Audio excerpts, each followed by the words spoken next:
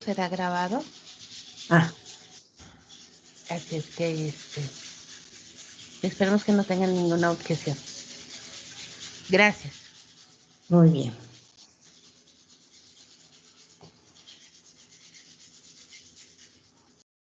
A lo mejor damos unos minutitos a que se conecte también la doctora Baliñas, doctor Sarur.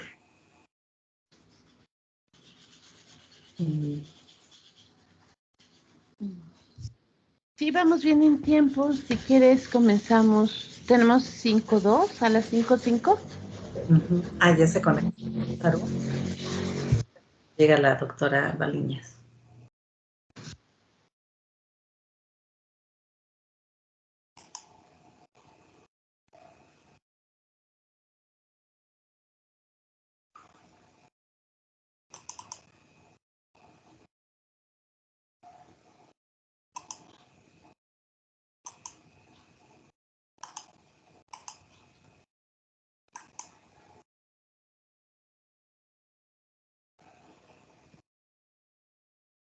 A ver, cerré la cámara porque luego la computadora hace un caso a una cosa a otra cosa y bueno, si nos escucha doctor Sarur. A la orden, aquí estoy. Buenas tardes. Gracias, buenas Un gusto. tardes. Hola, buenas tardes. Gracias. Buenas tardes, doctor.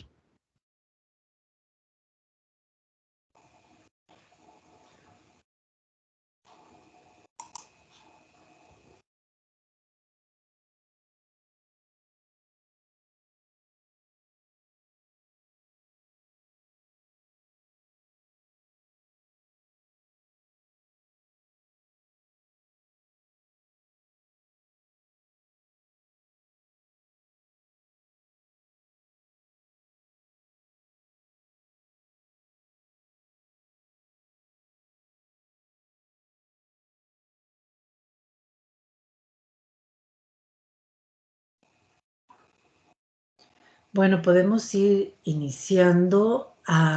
Voy a compartir pantalla para mostrar la bienvenida. A ver, ¿dónde aquí? Ya.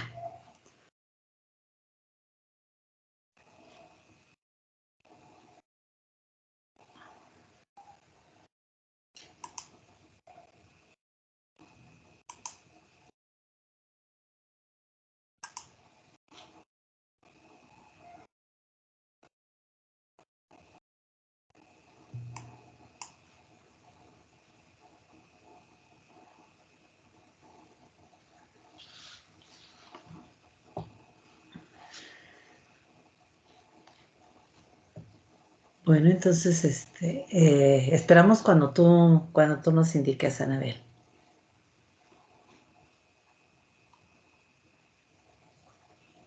Ya son las 5:05. ¿Te parece bien que empecemos o todavía damos otros minutitos? Como tú me digas, yo veo que falta la doctora Baliñas.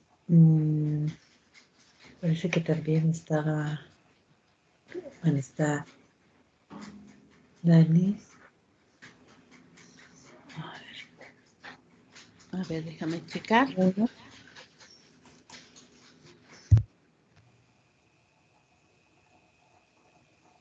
Y Jimena.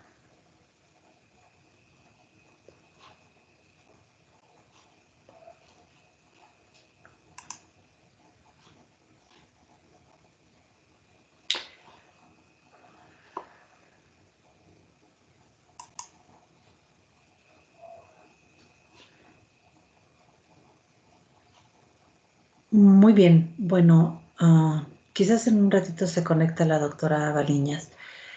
Vamos a empezar el evento. ¿Sí ven mi pantalla? Se ve bien, pues perfectamente. Ok, bueno, entonces lo reproduzco.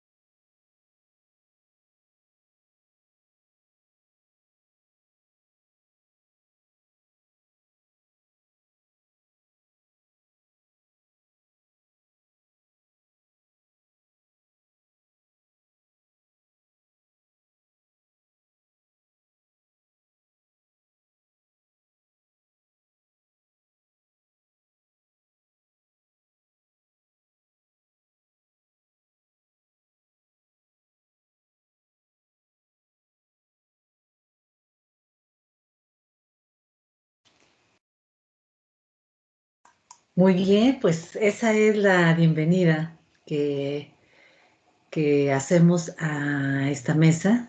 Y bueno, pues tenemos a nuestra coordinadora y nuestra anfitriona, la doctora Anabel Martínez Guzmán. Entonces te dejo la dirección, Anabel. Muchas gracias. Nada más me quedó una duda. Creo que yo no alcancé a escuchar el video. ¿Los demás lo escucharon bien? Parece que no se compartió el sonido. A Yo ver, no lo escuché. ¿Quieren levantar la manita si se escuchó bien el sonido? Entonces creo que nada más fui yo. ¿Lo escuchaste bien, Brenda? Sí. Ok. Entonces nada más creo que fui yo la que no lo alcancé a escuchar. Bueno, eso es importante porque si yo lo escuché, no, nada más, no pasa nada. Antes que nada, les damos la bienvenida a este foro y en especial el objetivo de esta charla y de este conversatorio es narrar las experiencias que todos los que de alguna manera participamos en el libro experimentamos. En particular, voy a compartir la cámara para que me vean. En particular, en el caso de los trabajos en los que participamos el Tecnológico de Estudios Superiores de Coacalco, es un poco narrar la experiencia de cómo las ciencias sociales pueden aplicarse a las ramas ingenieriles, ¿no? Regularmente los alumnos creen que economía es una materia bastante teórica y que no tiene aparentemente mucha teoría. A veces se asocia con que solamente es Marx y entonces, pues por lo tanto no debería de tener tantas matemáticas. Y conforme van avanzando las asignaturas que los alumnos tienen, pues se dan cuenta que forma parte de la currícula donde ellos se clasifican en la carrera de Ingeniería en Gestión Empresarial a las asignaturas de Economía como las asignaturas que forman parte del diseño ingenieril. Y cuando yo vi que hicieron esa clasificación en la escuela, preguntaba, yo 100% economista, decía que eso tenía que ser solamente en ciencias sociales y que no contribuíamos, a mi humilde opinión, al diseño ingenieril.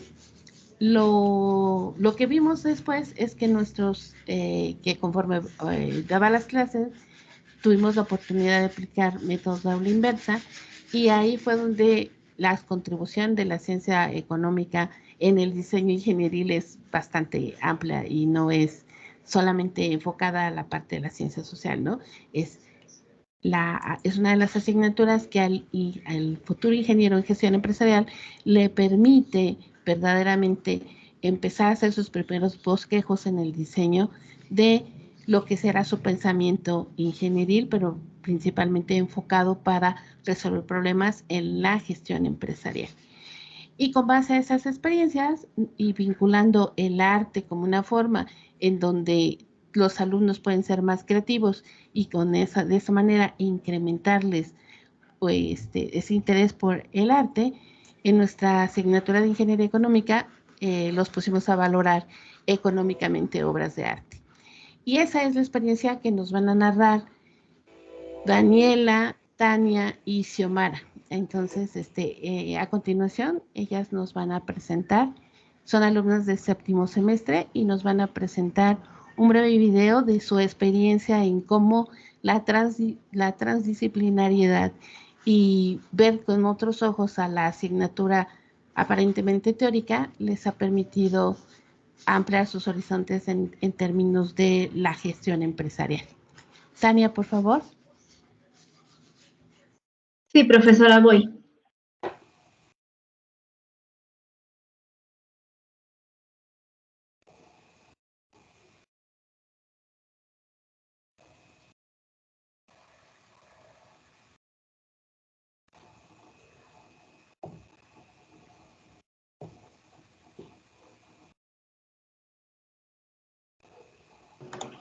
¿Ya se ve? Sí, ya. Ok, gracias. Hola, buenas tardes para nosotros.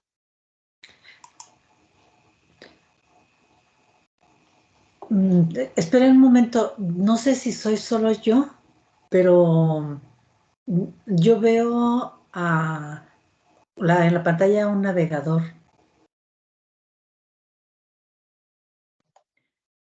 Ok, entonces permítame tantito. Ujú.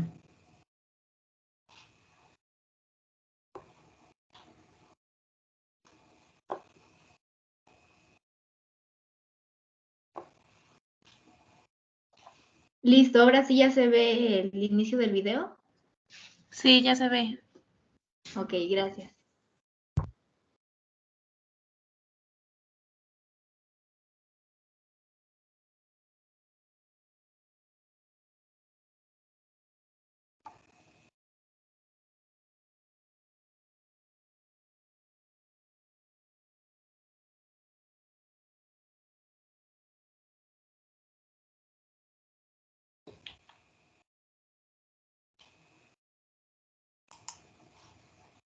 Y transdisciplinario, y el arte como apoyo para el desarrollo de competencias transversales, estudio de caso de la obra Diego y yo, se realizaron durante nuestra participación en el taller de economía circular de la industria automotriz y formó parte del servicio social que realizamos en el periodo del 14 de marzo al 14 de septiembre del año en curso.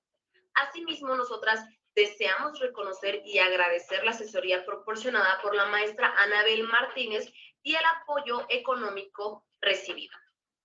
En conjunto con la ingeniera Xiomara Vázquez, nos dimos a la tarea de describir el proceso de aplicación del método de aula inversa utilizado durante la pandemia de COVID-19 en la asignatura de Ingeniería Económica impartida por la maestra Anabel Martínez, que forma parte de la retícula del programa de estudios de Ingeniería en Gestión Empresarial, perteneciente al Tecnológico Nacional de México y asimismo al Tecnológico de Estudios Superiores de Coacalco. La transformación del sistema de educación nacional en México a un modelo a distancia durante la pandemia de COVID-19 se enfrentó a tres grandes barreras digitales inevitables. La primera de ellas, denominada como la brecha al acceso tecnológico, la cual tiene origen en las barreras económicas y geográficas, referentes a los costos de conexión o a la adquisición misma de los equipos. Asimismo, acceso a las zonas de cobertura y a los servicios básicos, tales como electricidad. La segunda tiene que ver con las habilidades de las personas en relación a las tecnologías de la información y las comunicaciones, pues se requiere de un gran conocimiento para desenvolverse en el ambiente digital y estas habilidades digitales evolucionan con una rapidez inevitable. La tercera y última hace alusión al uso que las personas le dan a las TIC, ya que la transición digital impulsada por el COVID-19 implicó un gran cambio tanto para docentes como para el alumnado. Lo anterior obligó a los docentes a improvisar y adaptarse con las herramientas digitales con las que contaban.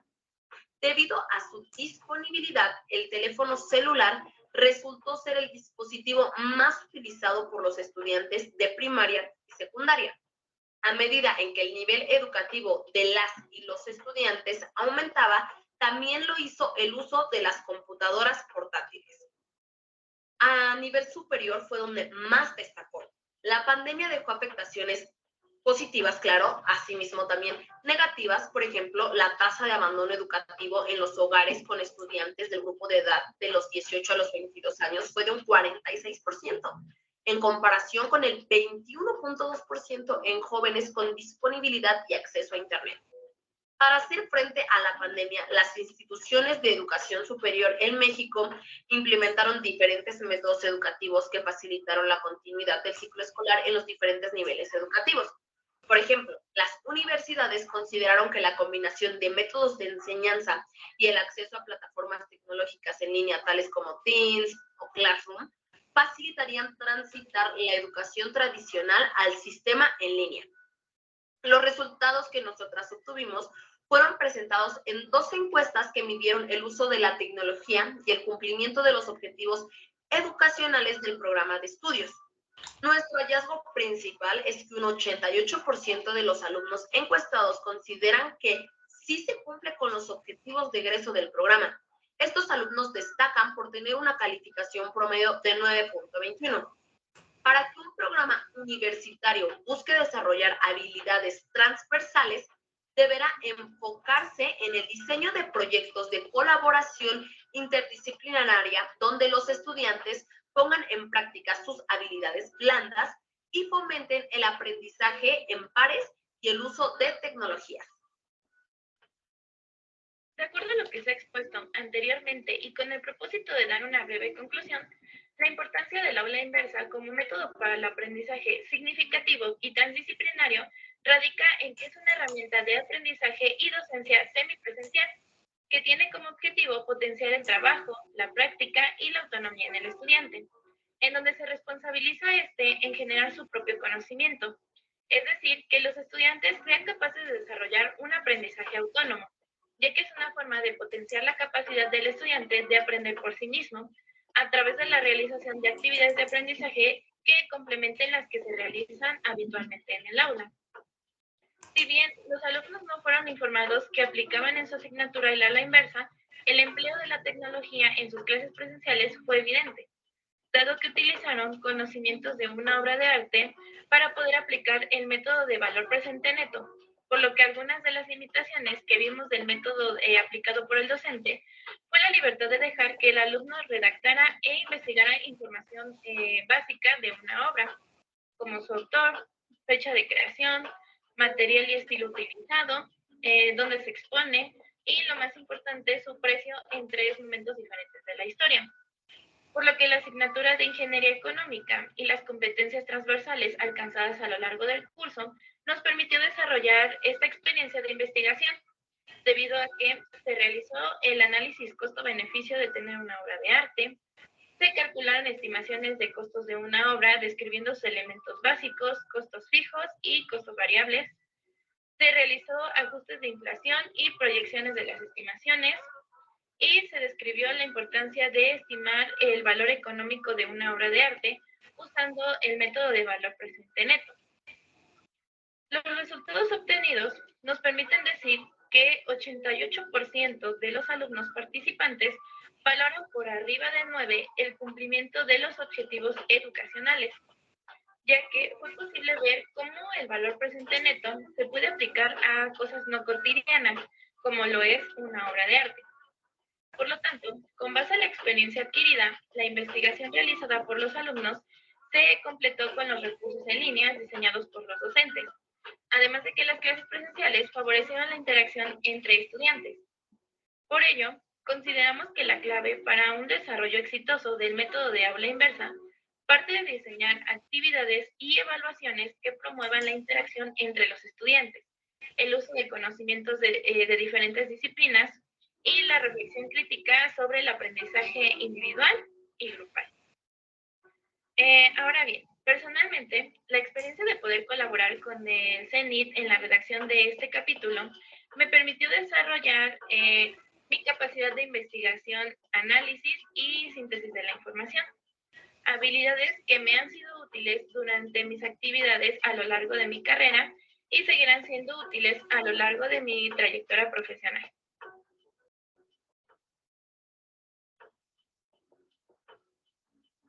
Hola, mi nombre es Tania Luna Hernández y soy estudiante de Tecnológico de Estudios Superiores de Coacalco de la carrera de Ingeniería en Gestión Empresarial del Grupo 7711. Y el día de hoy les voy a hablar un poco de cómo fue mi experiencia trabajando en el capítulo del libro de El arte como apoyo para el desarrollo de competencias transversales, un estudio de caso de la obra Diego y yo del artista Frida Kahlo.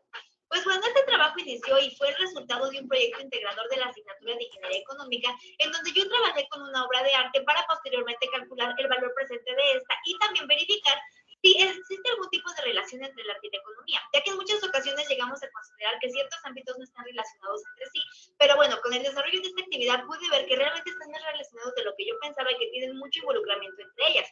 Y también posteriormente se realizó para poder ver qué tan factible es el invertir en obras de arte. Todo esto haciendo uso del método del aula inversa, en donde yo como estudiante apliqué este tipo de métodos o técnicas para realizar las investigaciones y cada uno de los cálculos correspondientes que me llevaron a la conclusión de que aplicar este tipo de métodos nos ayudan a nuestra formación profesional para expandir nuestros conocimientos respecto al arte y el valor que ésta representa en nuestra economía real, ya que como lo mencioné en muchas ocasiones creemos que no tienen algún tipo de relación, pero al realizar este tipo de actividades o este tipo de proyectos nos abren la mente o expanden nuestros conocimientos para verificar y aceptar que realmente existe mucha relación entre ellos. Me resulta importante volver a destacar que apliqué este estudio de caso a la obra Diego y yo del artista Frida Kahlo, en donde, bueno, Frida aprovecha para contarnos cómo se sentía en su relación con Diego Rivera, su esposo, en donde también nos demuestra el agobio y la angustia que vivía junto a él. Yo elegí especialmente esta obra porque siento que el artista mexicano suele llegar a ser muy limitado y poco reconocido, por lo que me interesó aplicar el valor presente neto para ver qué tan valiosas son las obras de nuestros artistas mexicanos. Y bueno, principalmente escogí a Frida por ser una mujer honorable y muy seguida por todos nosotros, además de que tiene toques artísticos muy distinguidos y muy bonitos, por lo que también con el resultado de mi investigación pude determinar que las obras de arte sí suelen generar un gran valor económico a lo largo de los años.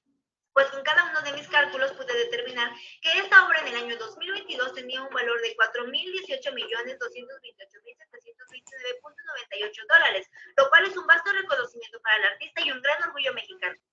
Por último, puedo mencionar que me gustó mucho este proyecto porque expandió mis conocimientos, mis intereses respecto al arte y me permitió ver que la economía se suele encontrar en los lugares más remotos.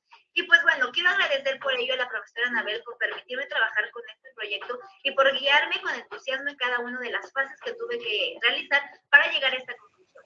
Eso sería todo de mi parte. Muchísimas gracias por su atención.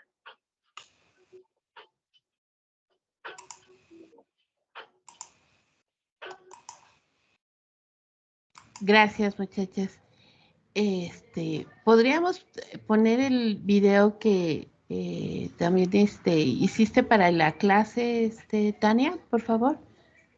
Sí, profesor, ahorita lo comparto, permítame tantito.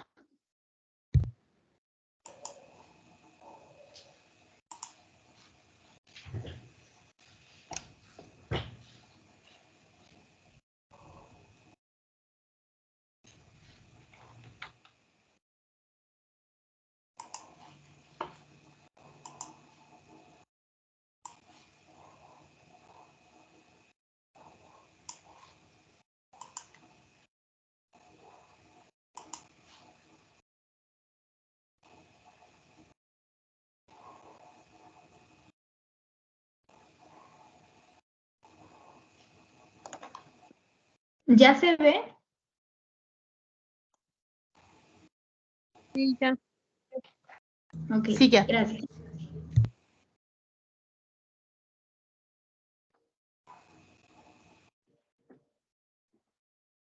Hola, ¿qué tal? Yo soy Tania Luna Hernández y soy estudiante del Tecnológico de Estudios Superiores de Coacalco de la carrera de Ingeniería en Gestión Empresarial del Grupo 7411.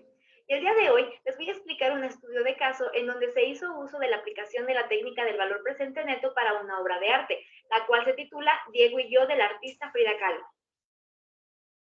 Como parte introductoria, se podría mencionar que en muchas ocasiones se considera que el arte y la economía no tienen nada que ver, pero en realidad, si nos ponemos a investigar un poco, podemos llegar a la conclusión de que estas están muy involucradas entre sí.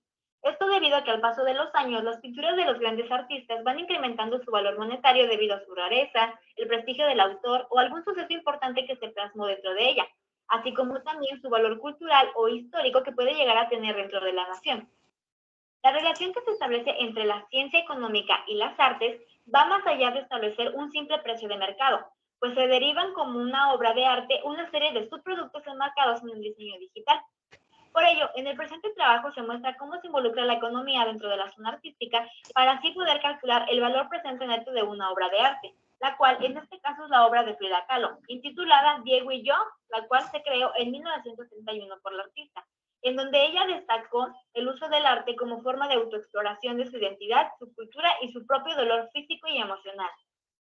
Los grandes historiadores de las artes mencionan que esta obra pintada en 1931 puede ser una representación de la visión cruda que tenía Frida Kahlo ante su esposo Diego Rivera, ya que pese a sus grandes infidelidades, ella lo idolatraba ya que fue su maestro y mentor, y por ello lo representa tan enorme, puesto que Frida consideraba que Diego era muy superior a ella y un mejor artista. Es por ello que lo plasma tan monumental, mientras que ella se representa como frágil y pequeña. En este cuadro también se ve a Diego pintado en la frente de Frida. Ese detalle indica cuán presente lo tiene ella y que él es quien ocupa todos sus pensamientos. Por otro lado, las lágrimas que Frida pinta en su rostro nos recuerdan cuánto sufre ella, tanto por su salud como por la vida que tenía con Diego Rivera. Es por ello que se pinta a sí mismo con los cabellos desordenados, sueltos y enredados en su cuello, lo que indica la angustia y el agobio que sentía Frida en esa situación. Actualmente, Frida Kahlo es toda una institución en México y una marca comercial. En el ámbito artístico es una pintora que mezcla elementos surrealistas, primitivistas y expresionistas, y sobre todo con su personaje formado. Para algunos autores, Frida captó mejor que nadie el espíritu de su violento, surrealista y mágico país, porque el ser mujer fue uno de los temas más tratados para la pintora dentro de sus obras de arte, ya que ella así veía su vida, y es por ello que se considera actualmente a Frida Kahlo un símbolo del feminismo en las artes. Estudio de caso. El objetivo de este estudio de caso es aplicar la técnica del valor presente neto para estimar el costo de oportunidad de tener una obra de arte como alternativa de un instrumento financiero. Como primer punto, se tiene que obtener el precio de la pintura. Esta, al ser una obra de arte, no tiene precios establecidos por venta, pero sí por subastas. Y se obtuvo que en el pasado, en 1980, cuando se realizó la primera subasta de esta obra, esta tenía un valor de 34.9 millones de dólares. En un nivel intermedio que se consideró el año 2005, esta tenía un valor de 44.4 millones de dólares. Y actualmente, hace un año, en el año 2021, esta tenía un valor en subastas de 130 millones de dólares. Como punto número 2, se procedió a hacer el ajuste en precios, ya que la inflación de Estados Unidos ha ido variando desde el año 1980 hasta el año 2021. Es por ello que en 1980 un dólar equivaldría a 3.4 dólares del año 2021. En el 2005 equivaldría a 1.03 dólares y en el 2021 a 1.01 dólares. Con los ajustes en precio y su evolución histórica se puede calcular el ingreso que se tiene por la obra o su valor en el mercado. Las personas que tienen obras de arte también pueden tener ingresos de su obra si las presentan a museos o galerías de arte. En este caso no estimamos esta información, pero es importante mencionarla por si a alguien que coleccione obras de arte le gustaría saber a cuánto equivalen o a cuánto ascienden sus obras que ellos coleccionan. Como siguiente punto, se prosiguió a estimar los costos que tiene la obra de arte. Pero primero es importante mencionar que el costo es un desembolso o gasto económico que se realiza para la producción o fabricación de algún producto, y que al determinar tales costos se podrá establecer un precio de venta del producto, por lo que incluye la compra de insumos, el pago de la mano de obra, los gastos en la producción y los gastos administrativos, entre otras actividades. Es muy importante mencionar que esta obra de arte se encuentra dentro de una casa de subastas en Nueva York, y lo que tiene como costos es lo que cuesta mantener esta obra de arte ahí, es decir, la luz, la vigilancia, la renta, el agua y el sitio web. Aquí presentamos un cuadro en donde nos muestra cuáles son los costos cuantificables y los no cuantificables. Los cuantificables son cuando se tiene que pagar un cierto costo, pero que después va a generar ingresos. Y los no cuantificables son los que no generan ningún tipo de ingreso. Entonces tenemos a la luz con 58.645, la vigilancia con 33.878, la renta con 9.850, el agua con 54.520 y el sitio web con 110.000. La estimación de los costos totales se obtuvo al sumar todas estas cantidades, lo que nos dio una cantidad de $157.3 al año. La casa de subastas en donde se encuentra la obra no genera ingresos, debido a que sus galerías las ofrecen por medio de sitios web. Por lo tanto, para sacar el beneficio se le restó al precio ajustado a la inflación los costos ajustados a la inflación. Es importante mencionar que para tener un mejor cálculo de los costos y el efecto de la inflación, los costos se deflectaron utilizando los índices del precio al producto de Estados Unidos, de la cual se obtuvo a través de la serie de 1980 hasta el año 2020. Dentro de los resultados se puede mencionar que se hizo uso del programa de Excel para la estimación del valor actual neto, la tasa interna de retorno y con la tasa de crecimiento promedio anual se pronosticaron el crecimiento de los precios y de los costos. Asimismo, para obtener la TIR, o sea, la tasa interna de retorno, se estimó con la función TIR de Excel y esta nos arrojó que es de 25%. Con esta información se aplicó la fórmula de Van a los beneficios que se obtiene de una obra de arte, arrojándonos como resultado 4.052.228.728.88 menos 34.000.90 da un valor presente neto de 4.018.228.727.98, lo que indica que es rentable y no genera alguna pérdida el mantener y o subastar esta valiosa obra. Y por lo tanto, la Casa de Subastas de Nueva York sí obtiene ingresos favorables por mantenerla ahí. Como conclusión, podemos agregar que el realizar esta actividad nos pudo ayudar a observar que el calcular el valor presente neto en muchas ocasiones no suele realizarse de manera sencilla. Esto debido a que para poder tener un valor real o un poco cercano a la realidad, se deben de considerar todos y cada uno de los costos, gastos, inflaciones por año, mes o trimestre, según sea el orden en que se acomodaron o se les da a conocer los datos, así como el ingreso y demás conceptos que implican el mantener un negocio o en este caso una obra de arte. De igual forma, es importante mencionar que el tomar en cuenta el valor que tienen las obras, tanto de manera monetaria como de manera histórica y cultural, es muy importante, debido a que cada una de ellas hacen más valioso el patrimonio cultural del país o estado en que fueron realizadas, así como generar ciertas ganancias por medio de los turistas que se interesan en conocer tales creaciones y los que están llegando a representar, como la obra escogida, donde Frida Kahlo muestra cómo es que se sentía ella consigo misma y con su marido Diego Rivera, haciéndonos saber que en el matrimonio no siempre las cosas pueden marchar a la perfección, y menos en sus tiempos, donde era muy difícil que una mujer se le representara y reconociera. Y esa es la magia del arte, reubicarnos en esas épocas y hacer que se comprenda lo que el autor estaba viviendo en ese entonces. Por último, se puede agregar que involucrar términos económicos dentro del arte hace que se valore y aprecie de una mejor manera esas creaciones que los antiguos artistas le han regalado al público y a su nación.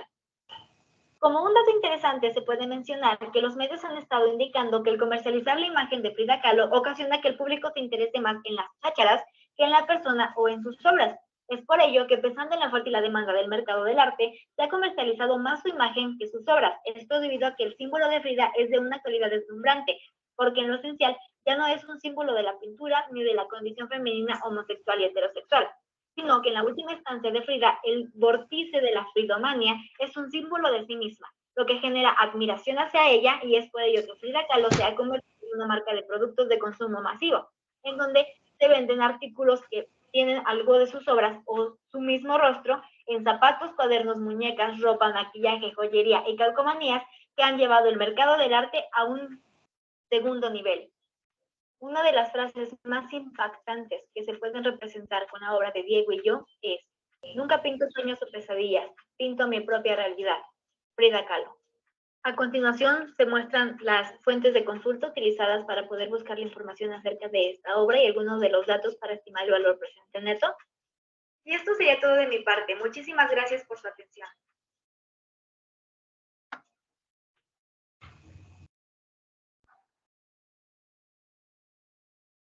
Bueno, muchas gracias a Daniela, a Yosimara y a Tania por simplificar el trabajo realizado no solamente en el servicio social, sino que en semestres anteriores yo tuve la fortuna de tener al grupo en 3 semestres, y eso nos permitió desarrollar un proyecto integrador en donde los conocimientos aprendidos en la asignatura de economía, luego en ingeniería económica, les permitiera a ellos, y en macroeconomía también, les permitiera a ellos utilizar todas las herramientas básicas de la asignatura de economía para que pudieran hacer lo que en su asignatura, más bien en su perfil de carrera, se llama diseño ingenieril. Y como parte de nuestra mesa que habla sobre la transversalidad y su importancia, vamos a iniciar este conversatorio con esta reflexión que nos ha invitado, que nos ha invitado a la lectura de todos los trabajos de los que conforman este volumen 2. La transversalidad no es solamente una modalidad que nos permite transferir conocimientos de una manera horizontal o de combinar diferentes disciplinas. Me parece que la interdisciplinariedad nos da la oportunidad de mejorar nuestro lenguaje, de favorecer esa comprensión lectora y ese razonamiento verbal que con las tecnologías a veces se nos está yendo de las manos, y que son disciplinas que están estrechamente vinculadas con la forma de conectarnos, no solamente en nuestro contexto cultural y de vida cotidiana, sino también con las diferentes disciplinas que nos van a permitir tener un lenguaje común, que nos permitan hacer una comprensión más armónica de nuestro entorno y de los procesos cognitivos, ¿no?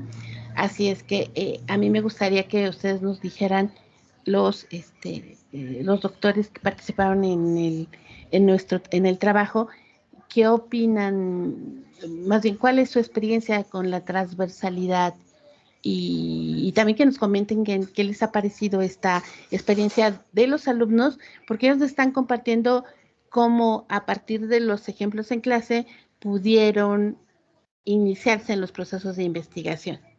¿Y qué recomendaciones también les podríamos dar? Porque no es fácil, ¿no? Empezar tan jovencitos al proceso de la investigación. Doctor Arlet, ¿algo más?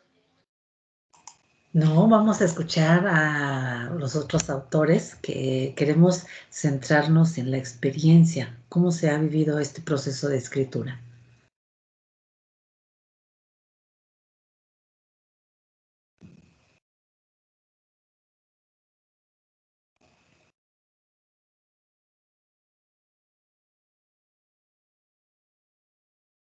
Doctora Eugenia, ¿quiere empezar?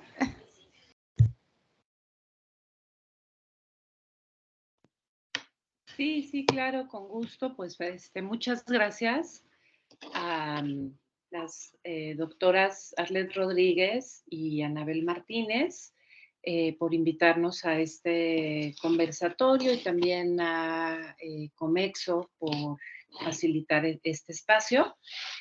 Bueno, yo tengo como primera formación la conservación, restauración de bienes muebles, de objetos culturales, que pueden ser artísticos o pueden tener otros usos y funciones. Y es un área que exige necesariamente tender puentes entre disciplinas, porque los objetos, el frenar deterioros que haya en ellos,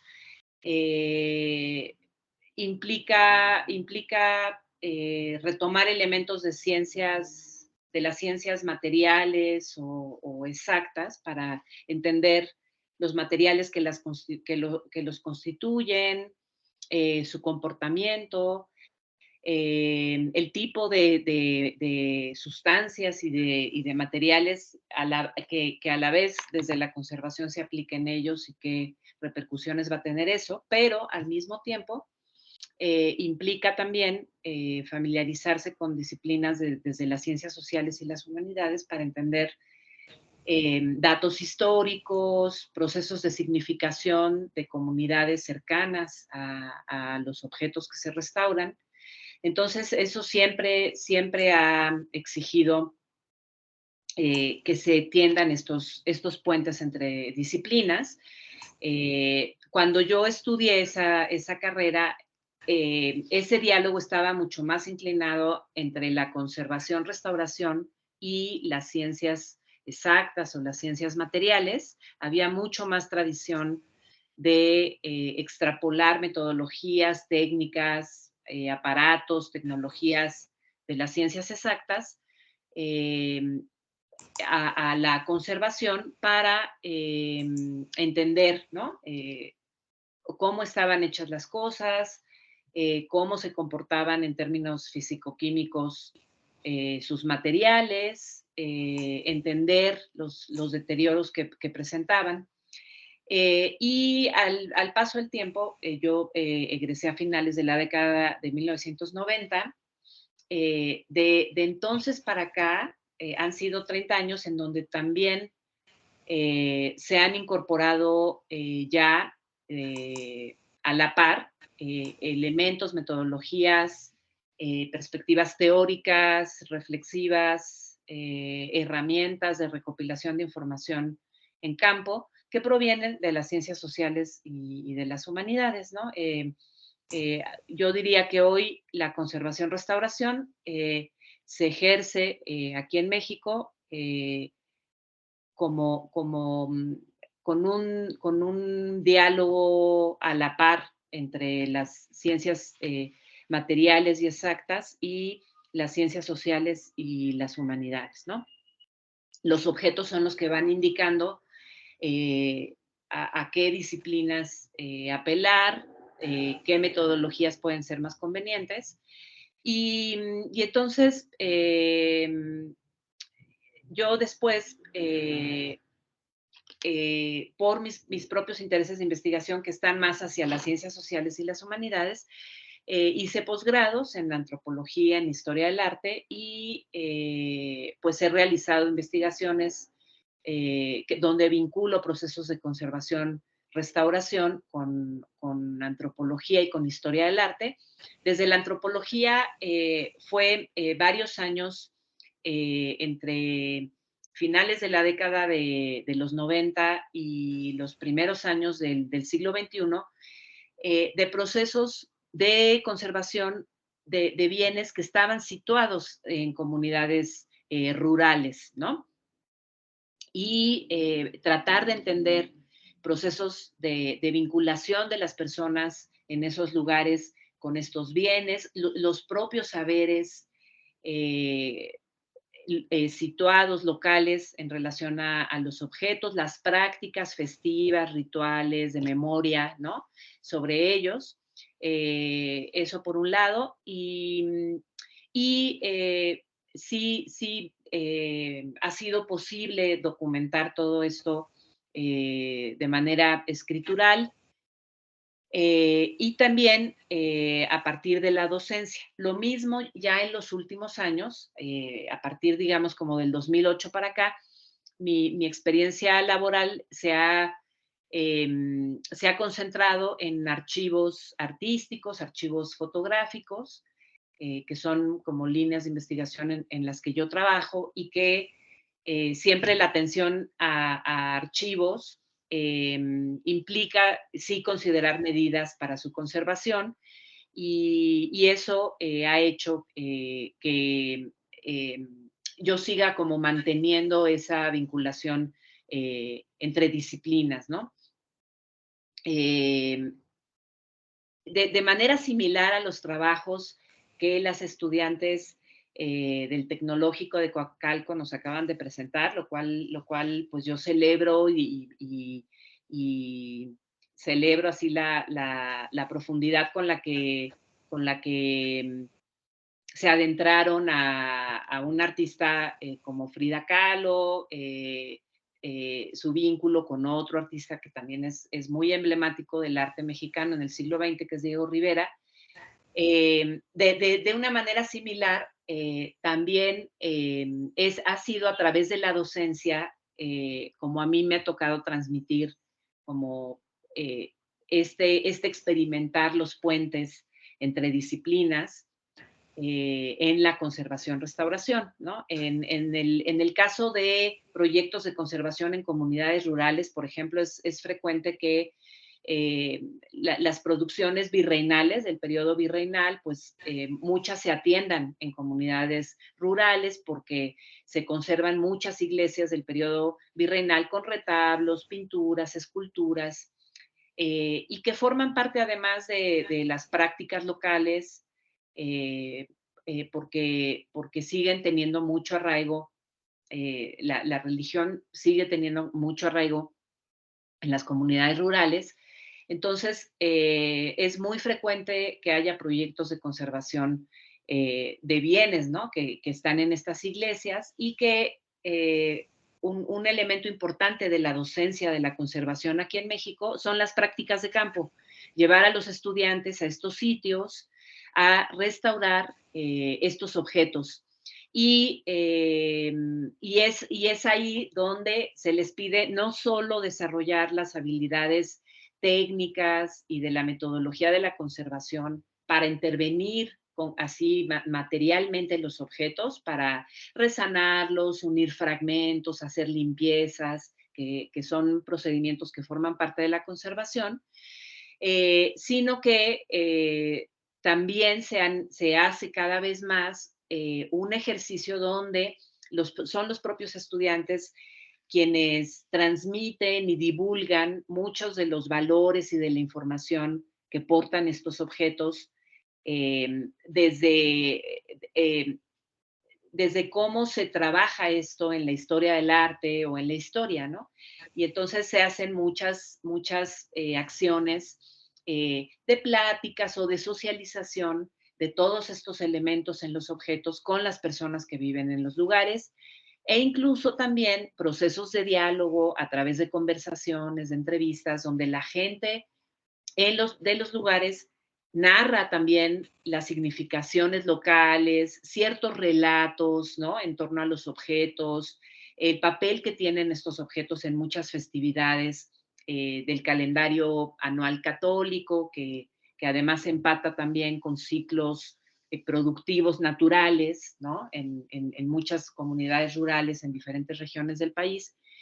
Y de este modo los estudiantes pues integran a su formación pues no solo la intervención técnica para estabilizar los objetos, para frenar sus procesos de deterioro y darles de nuevo una fortaleza estructural y visual, sino estos otros procesos de diálogo con las personas en los lugares en torno a cómo disciplinas como la historia del arte y la historia han generado información sobre este tipo de objetos en lo que respecta a los estudios de arte virreinal, por ejemplo, que es el caso que estoy ahorita ejemplificando, y poder comunicar esto a los pobladores y al mismo tiempo que los pobladores puedan narrar relatos y significaciones, ¿no? En torno a estos objetos. Eso por un lado. Y la antropología hace como de disciplina bisagra, ¿no? Disciplina bisagra porque sus herramientas pues permiten generar estos diálogos, ¿no? Entonces, ese es como un eje de trabajo inter y transdisciplinar. El otro eje, que es el que desarrollo más recientemente, ha sido en el trabajo en un proyecto de un fondo documental que se resguarda en un museo en la Ciudad de México. Es un archivo sobre lo que fuera el Museo Universitario de Ciencias y Arte en Ciudad Universitaria, en la UNAM, que cerró sus actividades cuando se inauguró en 2008 lo que es ahora el Museo Universitario de Arte Contemporáneo, MUAC, se le conoce, ¿no? Por sus siglas. Entonces, bueno, ahí me tocó llevar a cabo un proceso de organización archivística de este fondo y el centro de documentación donde se encuentra, en el MUAC, apela mucho a los servicios sociales, las prácticas profesionales, las estancias de voluntariado de estudiantes pasantes de sus licenciaturas, justamente para apoyar procesos como lo es el trabajo en archivos, que son procesos a largo plazo, que requieren de muchas manos. Entonces, se van como rotando equipos de trabajo a través de estos programas de servicio social o de prácticas. Y ahí me tocó como un proceso inverso, familiarizar con la conservación.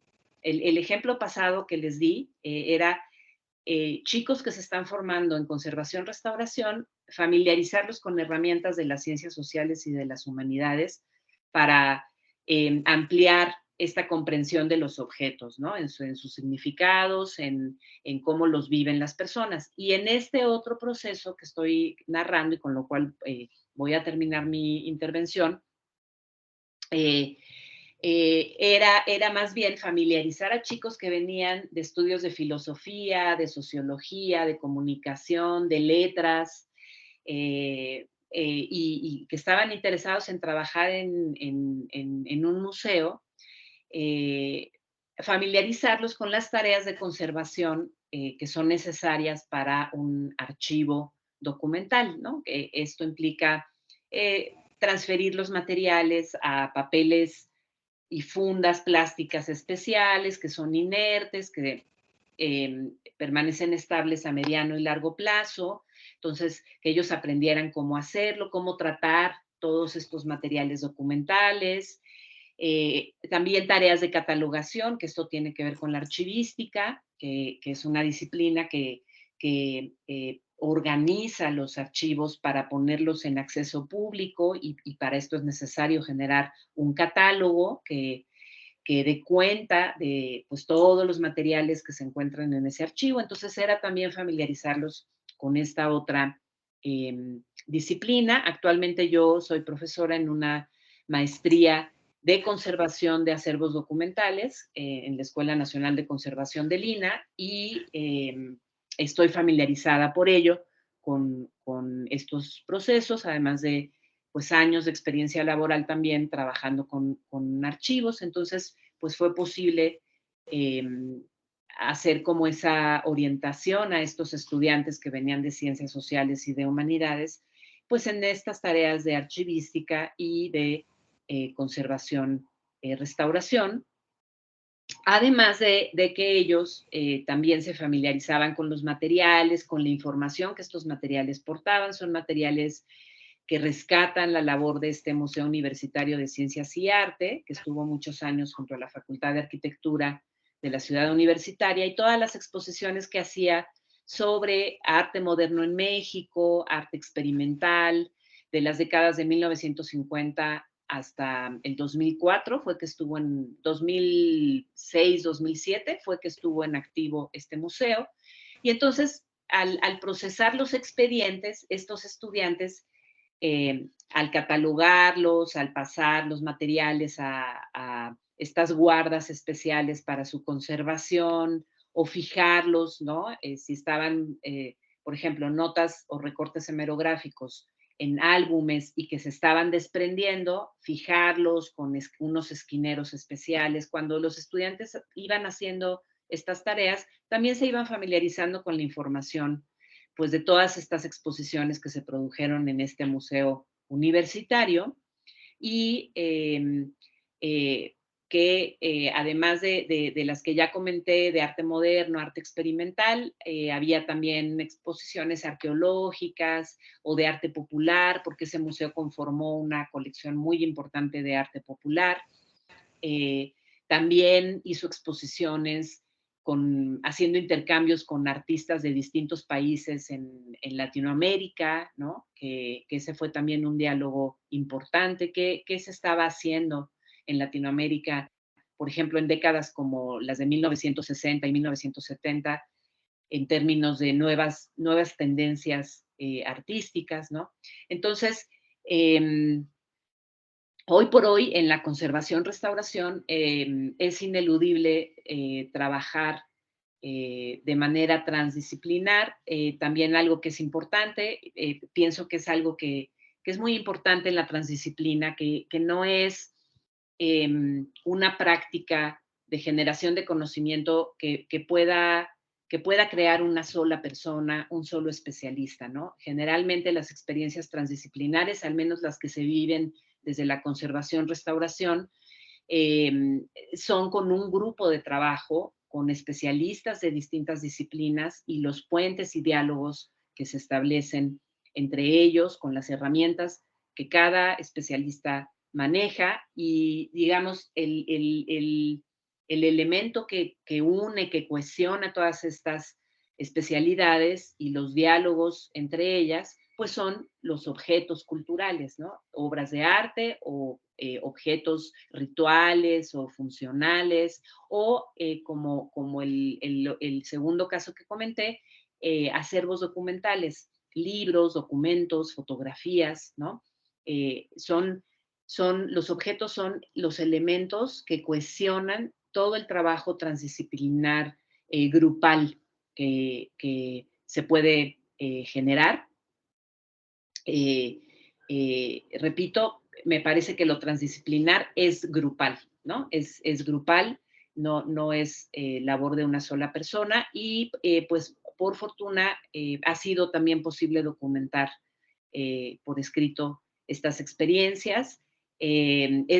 Para mí es un trabajo arduo porque implica manejar marcos reflexivos tanto de lo transdisciplinar, ¿no? Como la literatura que reflexiona epistemológicamente sobre eso, como los marcos reflexivos y metodológicos, pues, de todas las disciplinas que se ven involucradas en este tipo de procesos, pero pues me parece que es un trabajo que hay que seguir alentando, ¿no? Desde la investigación, cómo uno como académico genera documentación que es memoria de estos procesos transdisciplinares, ¿no? En la escritura, en lo que se publica, pero importantísimo, y me parece que es central, en la docencia, ¿no? En la docencia, transmitiendo esto a estudiantes en formación o que están culminando su formación y haciendo servicio social y prácticas. Muchas gracias, es lo que podría comentar.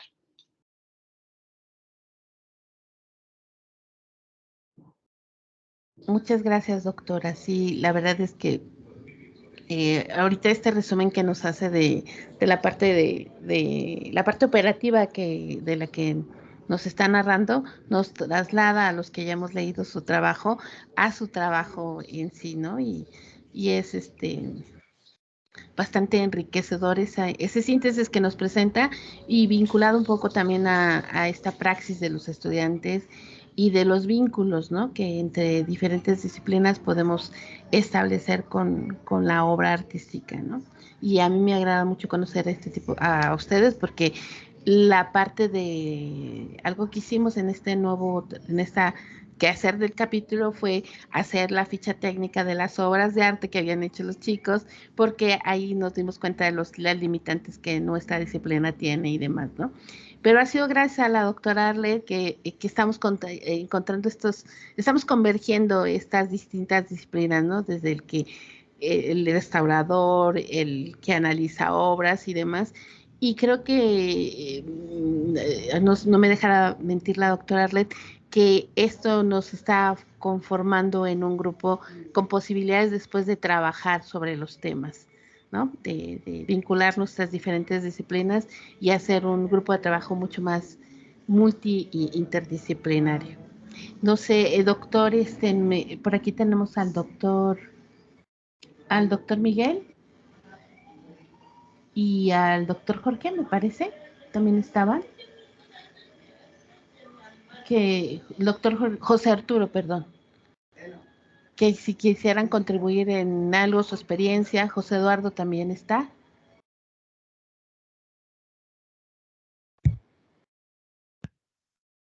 Presente. Perfecto. ¿Quisiera compartirnos?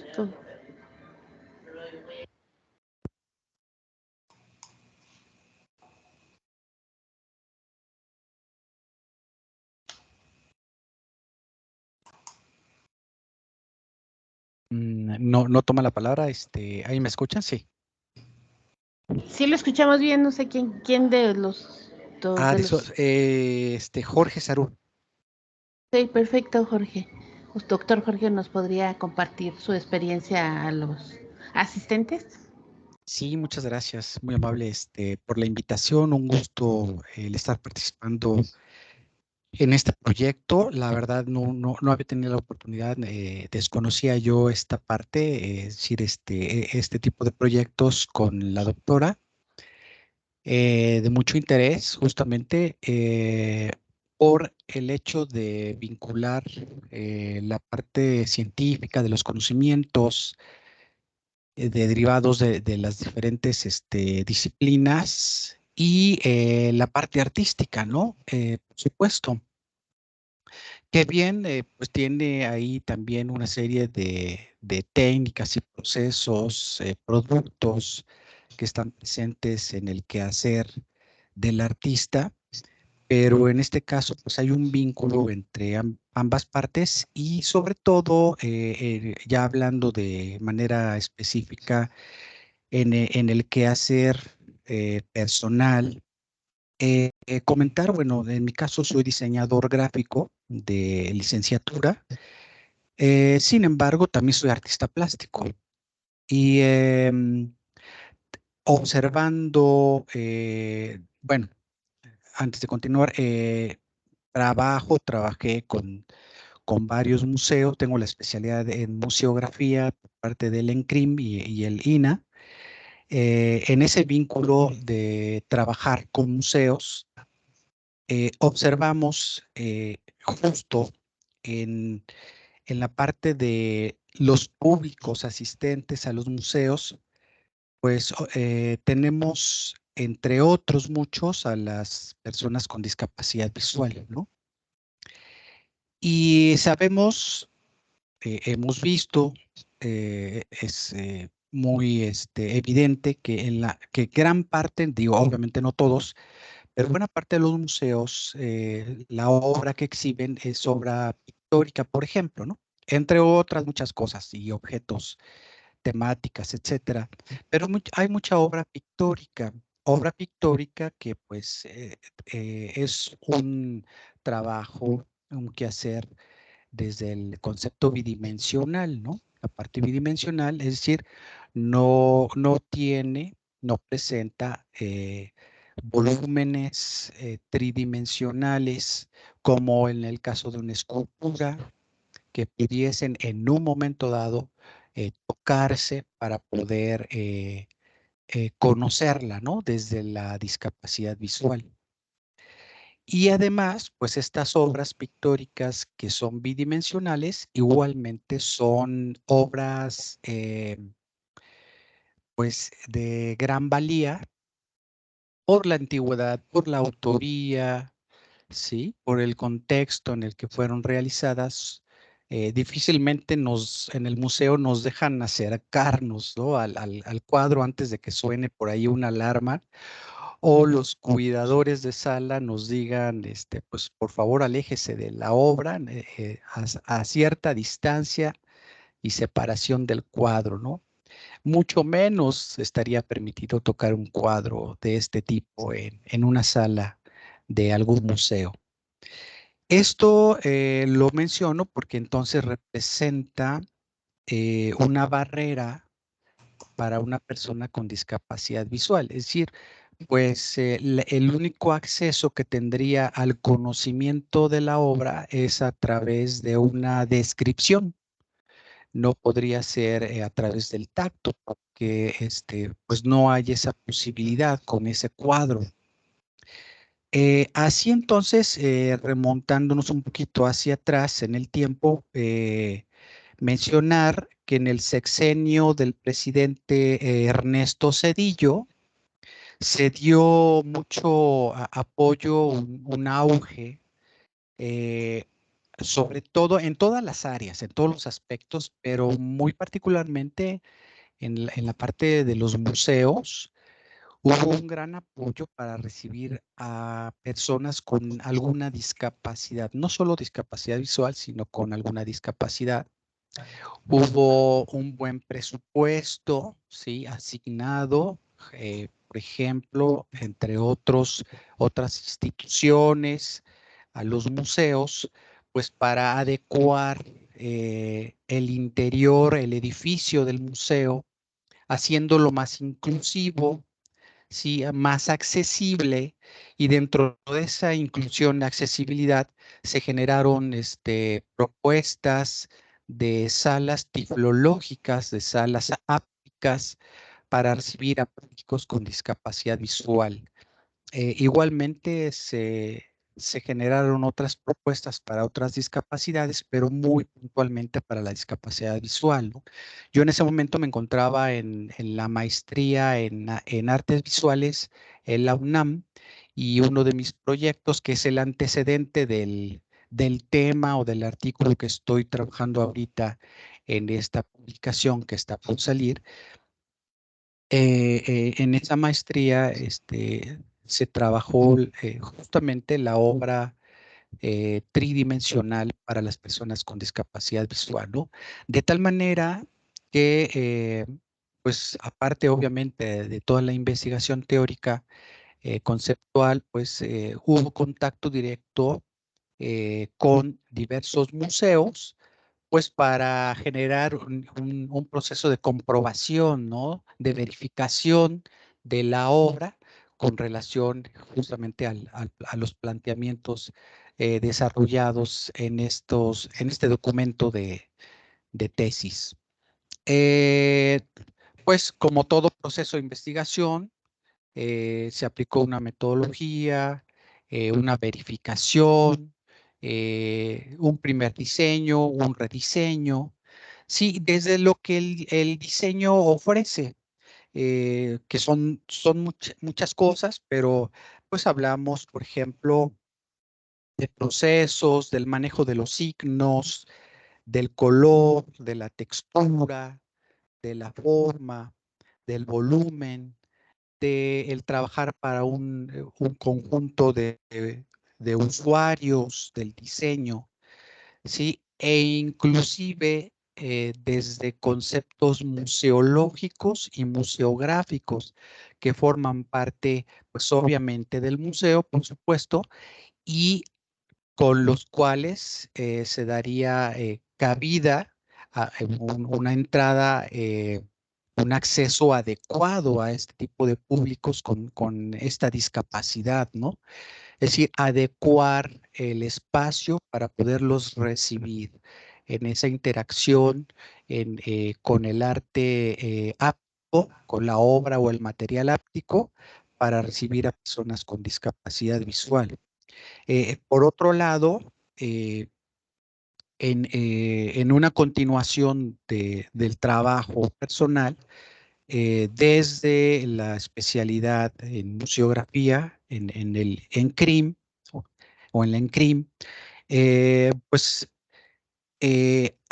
sustentamos todavía más el proyecto, ¿no?, de la discapacidad visual y los museos, ya conjugando, por ejemplo, cuestiones artísticas, en donde pues, el manejo de los materiales, los procesos, las técnicas, los contextos en los cuales se da el arte o se genera la obra artística, los estilos, los autores o los diferentes artistas, ¿no?, que generan la obra, el retomar, ¿sí?, la línea de tiempo a través de la cual se van generando las propuestas de arte, asimismo como los significados, en una cultura artística que tendría que, pues, lo ideal sería que toda persona tuviese ese conocimiento y acceso al conocimiento,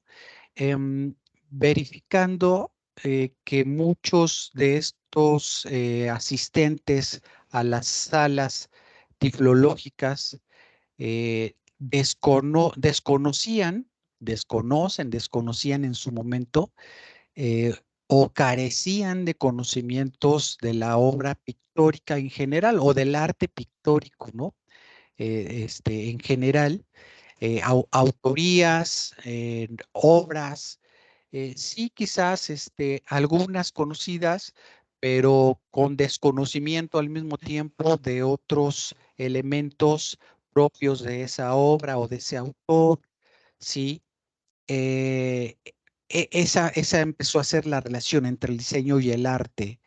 Y por supuesto, importante hacer mención de tener entonces, si estos materiales iban dirigidos en su momento a públicos con discapacidad visual o con ceguera o debilidad visual, pues se hacía importante, por supuesto, en todo este estudio, en toda esta investigación, desde la maestría hasta el doctorado, que continuamos con dicha investigación, el conocer las características del público al que iba enfocado el trabajo, ¿no? O el que se estaba dirigiendo este trabajo, que eran las personas con esta discapacidad.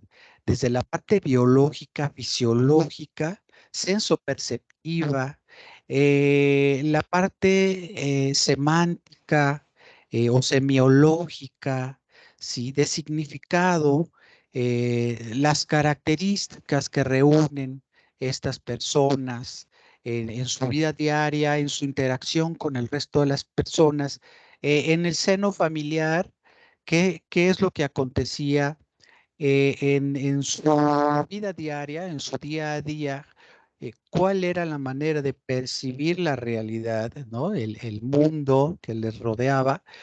Y fíjense algo interesante, aprovechando este comentario, pues, ¿qué sucedía, por ejemplo, o qué sucede, porque sigue presente esa situación, entre, por ejemplo, un ciego o una persona ciega adquirida, es decir, aquella que se queda ciega durante cierta etapa de su vida, pero que logró ver durante cierto tiempo, ¿no? Y entonces contiene o tiene remanentes visuales en su memoria, ¿sí? O conserva una memoria visual, si lo decimos en otras palabras. Y por el otro lado, ¿qué sucede con personas ciegas congénitas?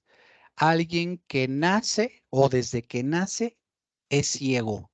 Es decir, jamás ha podido ver ni lo hará, ¿no? Debido a esta ceguera congénita o de nacimiento, donde entonces las maneras de percibir la realidad son totalmente distintas y opuestas, y ahí habría que establecer o hubo que establecer cuáles eran las opciones más viables para generar materiales ápticos para estos públicos asistentes a las salas tiflológicas de los museos.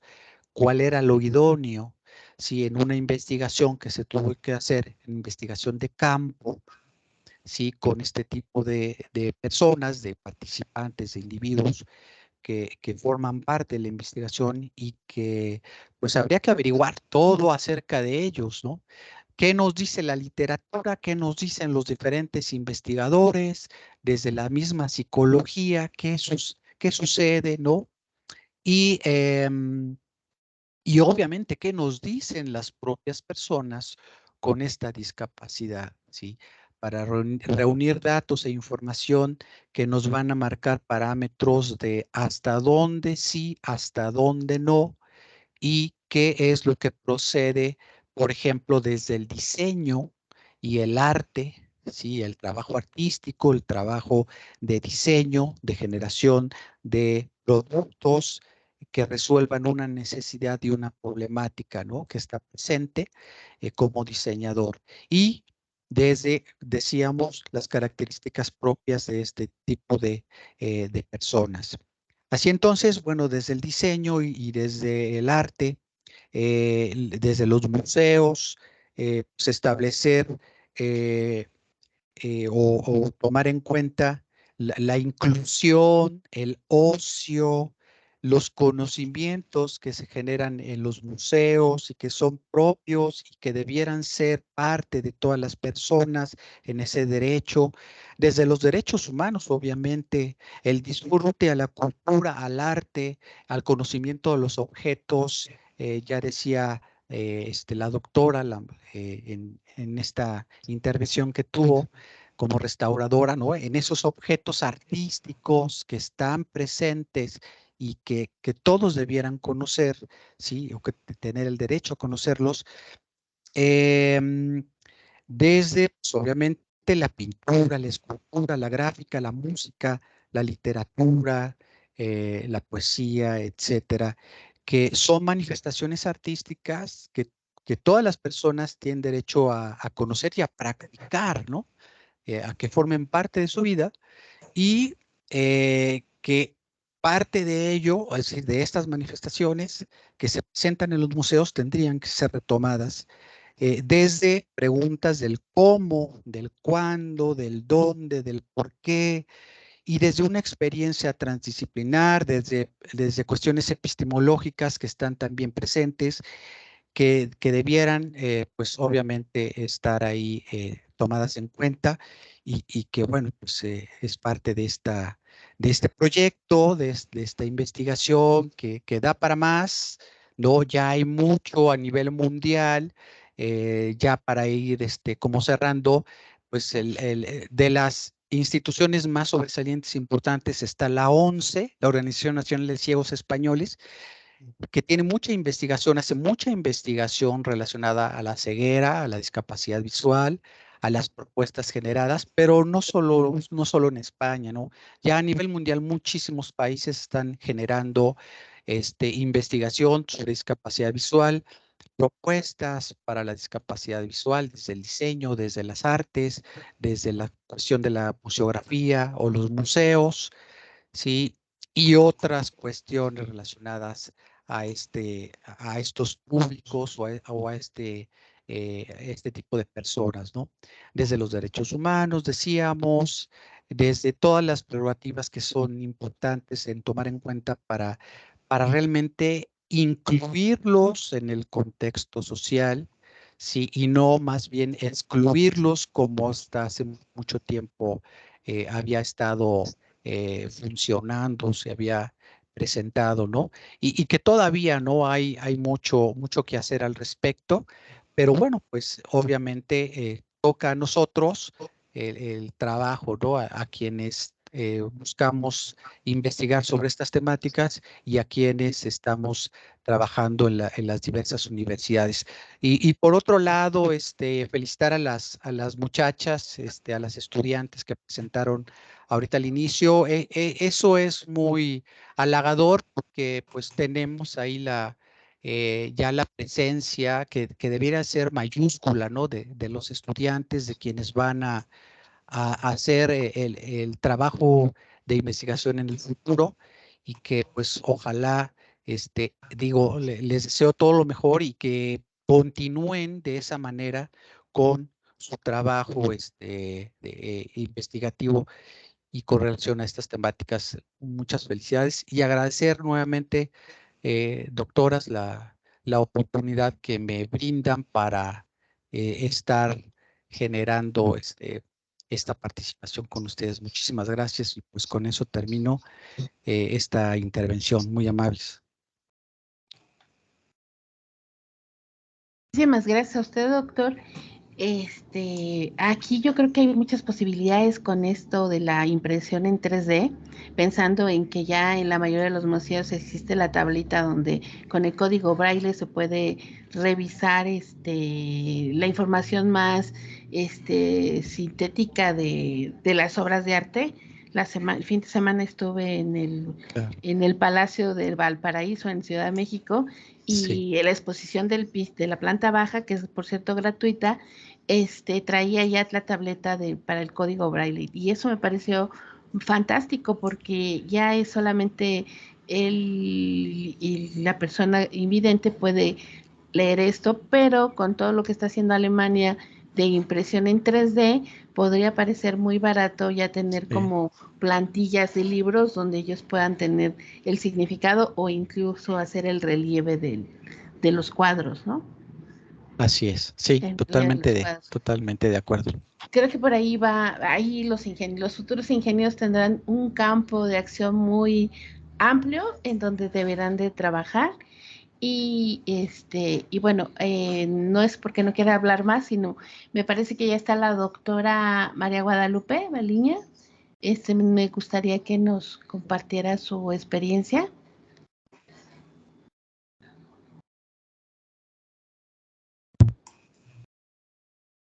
Sí, buenas noches a todas y todos.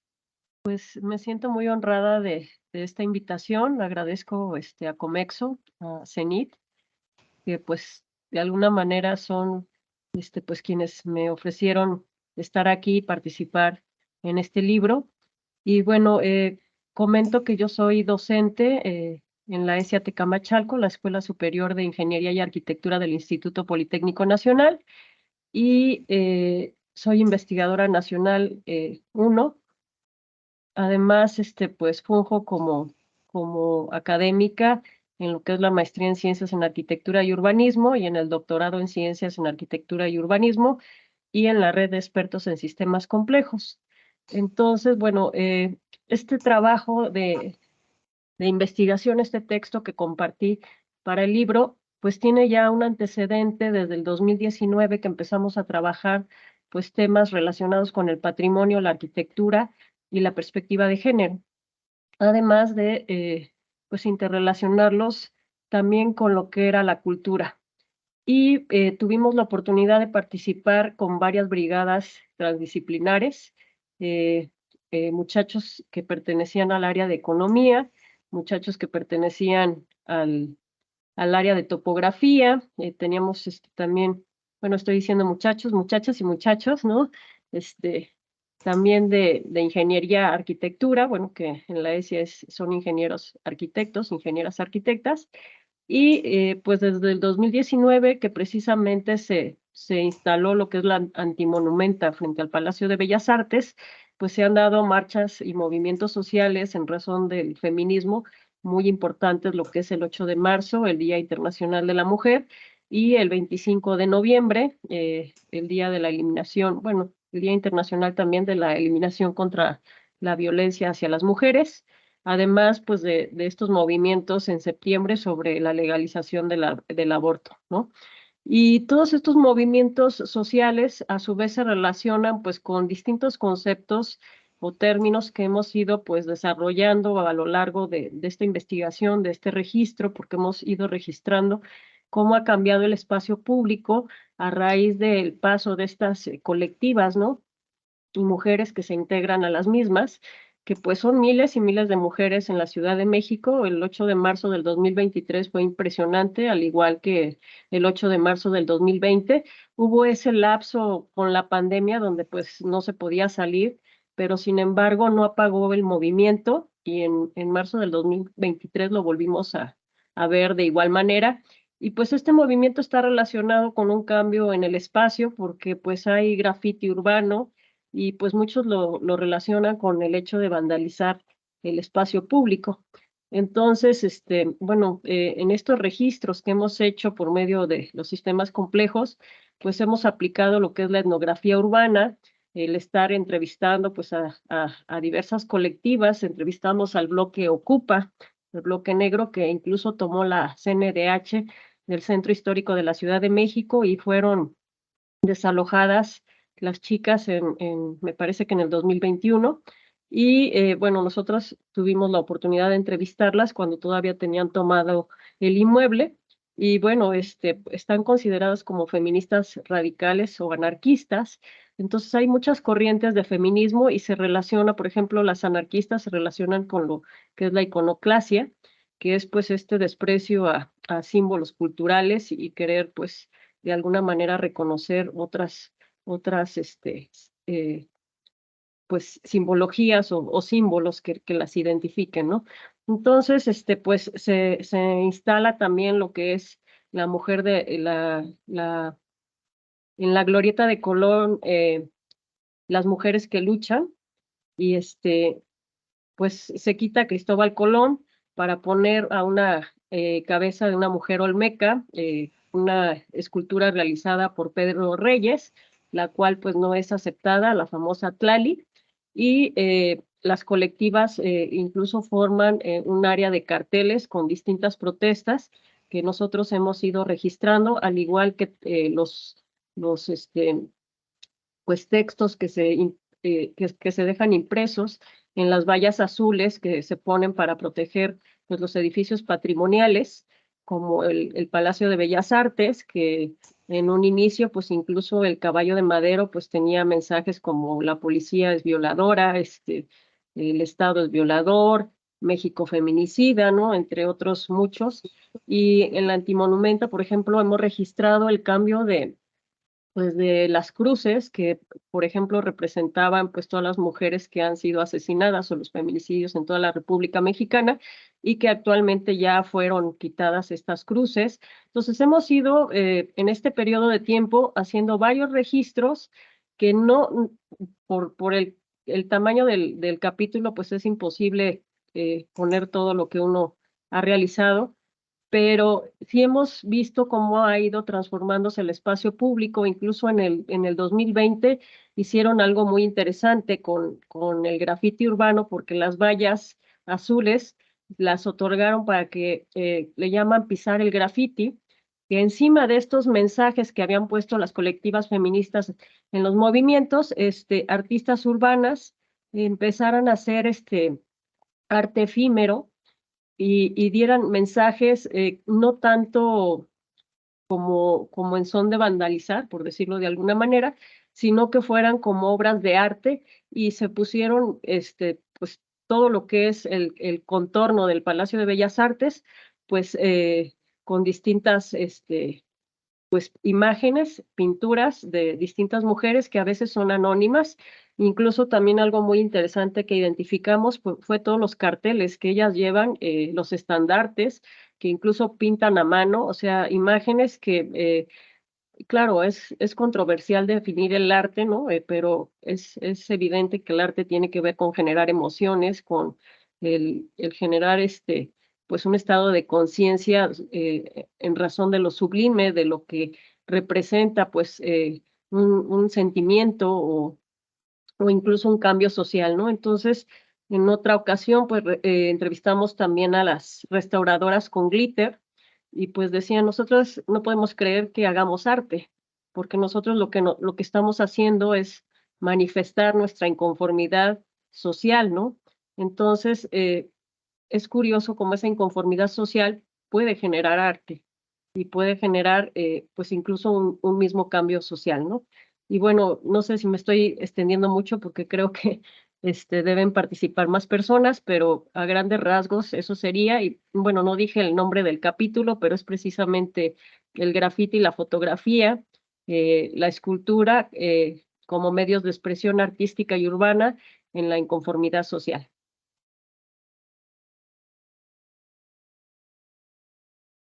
Muchas gracias, doctora. Creo que, no sé si nos haga falta alguien, doctora Arlet.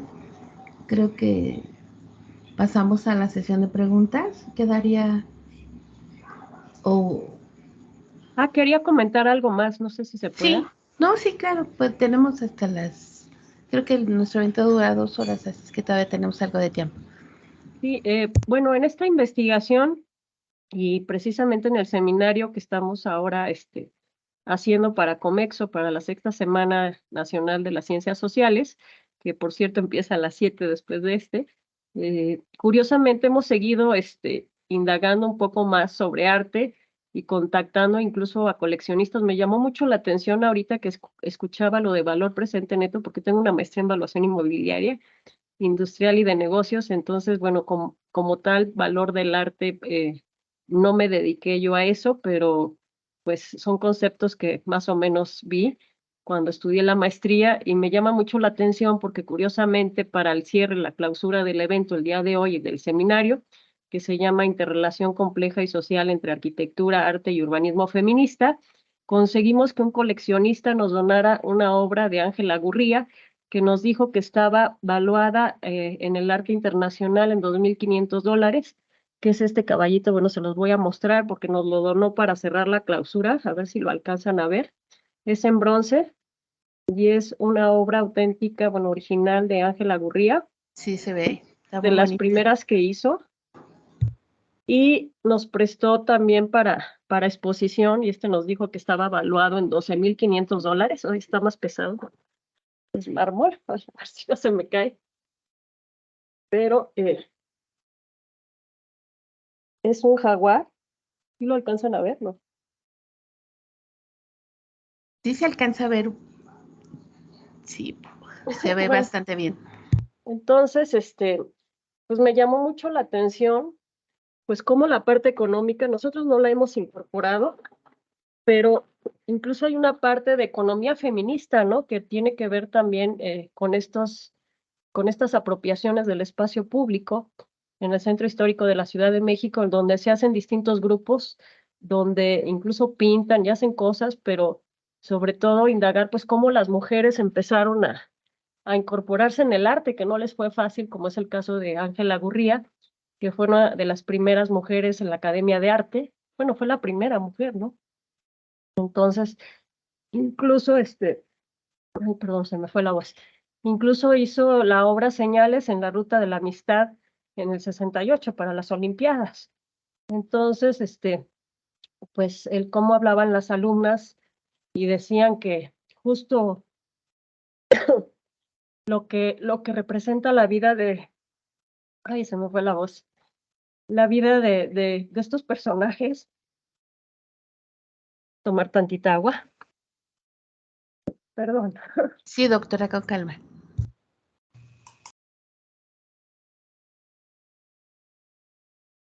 Creo que ya. Sí, es que no, mejor ya voy a cerrar mi participación porque creo que estoy un poquito mala de la garganta. Pero bueno, nada más eso, ¿no? Que la vida de Frida Kahlo, por ejemplo, de Ángela Gurría, pues todo lo que hicieron, pues pues va subiendo el valor de sus obras ahora que pues ya fallecieron, ¿no?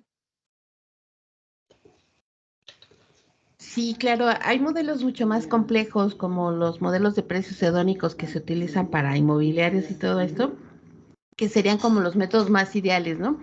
Para valorar obras de arte. En el caso de los alumnos de cuarto semestre utilizamos valor presente neto y que pudieran utilizar interpolaciones y demás para que ellos pudieran darse cuenta que ciertos métodos se aplican para más que ejercicios de clase, sino para futuras aplicaciones. Por ejemplo, valor presente neto se utiliza para valorar recursos naturales combinados con otras alternativas, ¿no? Y como le comentaba al doctor, ay Dios, Jorge Eduardo, ¿sí? Y a la doctora María Eugenia, tenemos esta oportunidad de inclusive intercambiar experiencias, intercambiar técnicas, ¿no? A futuro, porque esta transversalidad no se logra sin esta combinación de experiencias y de saberes, ¿no?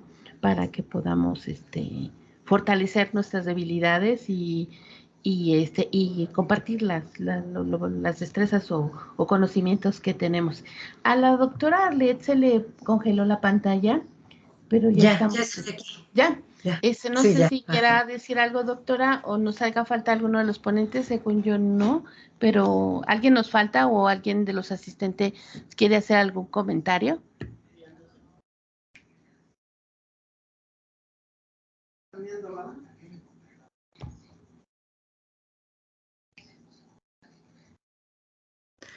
Bueno, mientras se animan los numerosos asistentes, quiero hacer rápidamente un anuncio.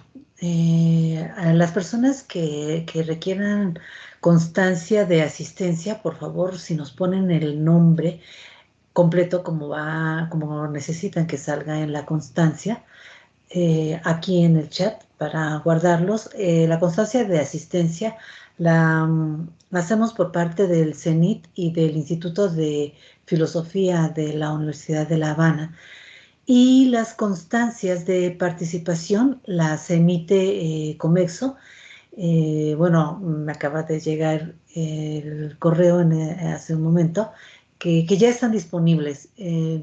Yo no sé si cada uno de ustedes puede acceder a la constancia porque cuando ingresamos los datos, ingresamos también el correo. Pero en caso de que no puedan ingresar, solo denme oportunidad este fin de semana porque hay que entregar una memoria muy sucinta, un texto muy sucinto, perdón, para la memoria que va a salir del evento, la memoria conjunta de toda la semana en Comexo. Y bueno, y después también se sube a la red, entonces tenemos que entregar este texto y tenemos que entregar pues las evidencias en fotografía. Bueno, hago el anuncio para que tengan oportunidad de ir subiendo sus datos. Y bueno, ahora quiero atreverme a hacer unos comentarios. Primero agradecer la participación, la disponibilidad, el empeño que han tenido los autores, las autoras,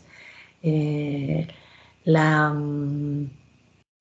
valentía de estas chicas muy jóvenes y que yo espero que estén disfrutando de esta experiencia de trabajar con estos académicos, ¿no? Que pueden ver ustedes con una experiencia pues muy robusta, además un compromiso muy certero en su trabajo y en apostar en esta forma de educación que tiene que ver con ciencia y con arte, con estos diálogos. Y sí, efectivamente, bueno, así como nos comenta el doctor Sarur, hay también muchas experiencias en ciencia y arte, pero hay algo que está distinguiendo estos acercamientos que se hace en la convocatoria con el CENIT, porque apostamos a un encuentro, además, más allá, personal, de una valoración por constituir en el otro un punto de vista, un acercamiento que nos hace además reflejarnos, que nos hace además como tener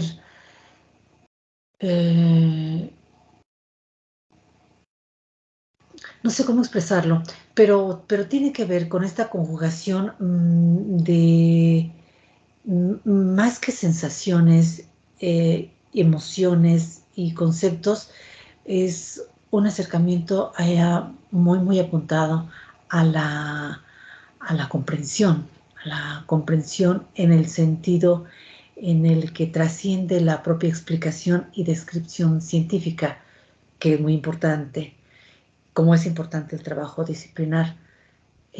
Avanzar en este camino transdisciplinar, bueno, nos conmina a ir más allá, que la propia práctica nos está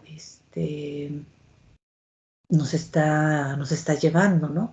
Entonces tenemos, por ejemplo, con la exposición de la doctora Eugenia, cómo podemos entender abrir las puertas a la curiosidad de los chicos y las chicas, ¿no? En distintas áreas.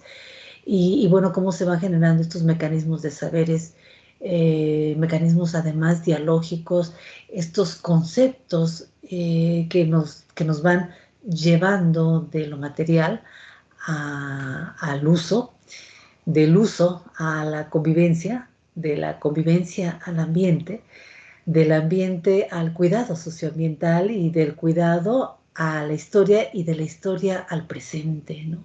Entonces ahí vamos viendo cómo todos estos canales y todas estas capas que a los que invoca justamente la transdisciplina nos acerca y bueno, nos pone en un reto, en unos, digamos, desafíos muy interesantes bueno, se pueden enunciar y comprender muy bien en este relato que nos hace el doctor Sarur, ¿no? Que a mí me parece que además tiene que ver mucho con esta visualización imaginativa, ¿no? Es decir, ¿cómo ve un no vidente el color? Porque además el color transmite una cantidad de cosas, ¿no? ¿Cómo lo ve? ¿Cómo lo interpreta? Y bueno, más allá de todos estos caminos y apuestas tecnológicas que son importantes, yo creo que también hace una invitación especial a proliferar en estas posibilidades comunicativas y de socialización sensoriales, ¿no? Que tiene que ver con el acompañamiento del otro al relato y que tiene que ver con la construcción social, finalmente.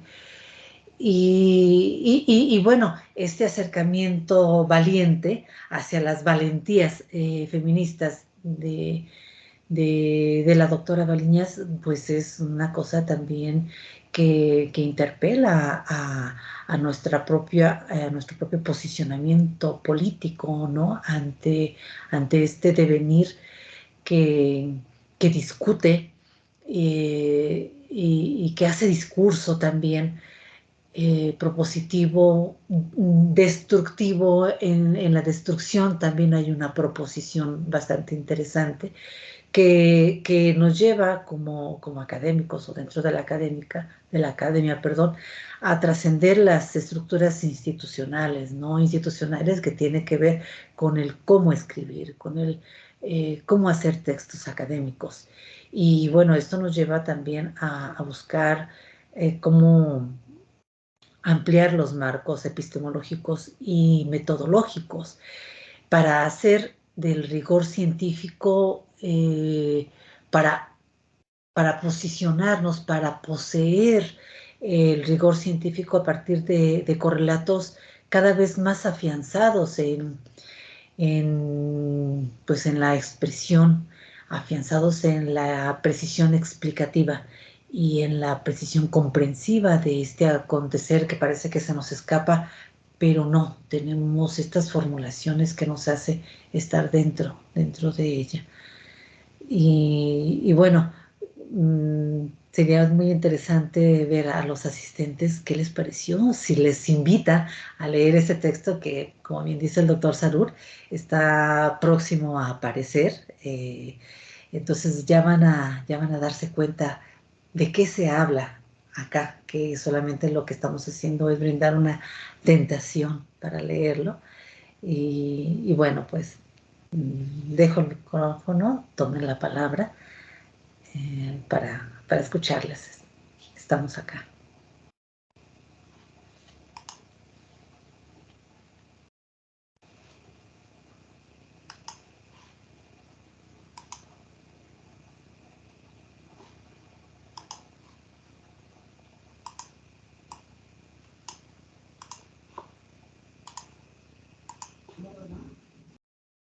¿Alguien quiere hablar? Jóvenes y jóvenes y jóvenes, perdón. Chicas y chicos, doctores, alguien que haya faltado de los autores en opinar o participar sobre su obra, por favor.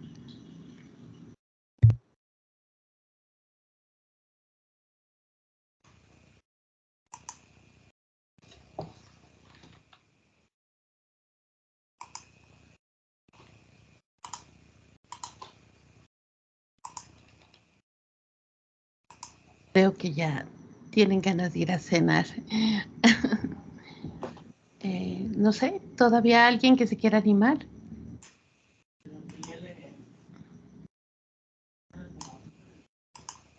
Es que ha sido muy intenso, ¿no? La cantidad de conceptos que se han vertido acá, ¿no? Sí, la verdad es que fueron muchas cosas, muchas ideas, pero cuando empezamos con este volumen era un concepto abstracto, no sabíamos cómo iba a quedar y ya en este conversatorio le vamos viendo forma y cuerpo, ¿no? A todo. Y surgen nuevas cosas que podemos hacer y sobre todo mantener, ¿no? Que este entusiasmo por colaborar y hacer de la transdisciplina una forma de crecer, ¿no? Tanto académicamente como de profesionalmente, pero al mismo tiempo culturalmente, ¿no? Una forma de vida, ¿no? Una forma de vida, exacto. Pues no sé, doctora, si quieres clausuramos. Pues sí, si alguien todavía tiene algo por decir, adelante. Si no, podemos clausurar. Adelante, coordinadora. Sí, de veras ni siquiera iniciamos, disculpen ¿cómo se llama? De lapsus brutus de mi parte, siendo las 18:46 horas del día 13 de octubre, cerramos nuestra participación en la sexta semana de Ciencias Sociales del COMEXO y agradecemos al CENIT, a la doctora Arlet y a todos los participantes en el libro y a estudiantes y personas que hayan asistido a nuestro evento, comprometiéndonos a distribuirles cuando ya esté disponible el libro para que lo puedan leer y compartir con más personas. No sé, doctora, si quiere decir algo. Solo una cosa más. Perdón, sí, me faltó esto. Gracias, doctora Eugenia. Bueno, tengo los nombres, me faltó pedirles el correo, algunos muy acertadamente que nos lo enviaron, pero de cualquier manera te los puedo mandar, Anabel, para que los distribuyas, las constancias de asistencia. O sea, Ajá, a a todos todos sí. asistencia. Ahorita en la lista de asistencia se descargan los nombres y su correo electrónico. Ya con los mensajes que nos den ellos, si hay ya ves que hay algunos correos que no vienen los nombres, viene una matrícula, viene un nombre, ya podemos hacer la validación y yo te mando los datos y ya, y te ayudo a distribuir las constancias, no te preocupes, doctor. Perfecto. Y bueno, se las enviamos en la próxima semana. En la próxima semana. Se nos amontaron muchas cosas, pero sí, en la próxima semana estamos listos con esto. Sí, bueno, pues entonces, no sé si ya quiera poner algún video del CENIT o así ya. Como siempre comparte el último algo. Si quieren podemos compartir nuevamente el video de inicio. Sí. Ok, a ver, un segundito. Ajá. Y bueno, les agradecemos su asistencia y con la lista por favor, terminen de poner sus datos y hacemos la validación con la descarga de lista de asistencia. Muchas gracias.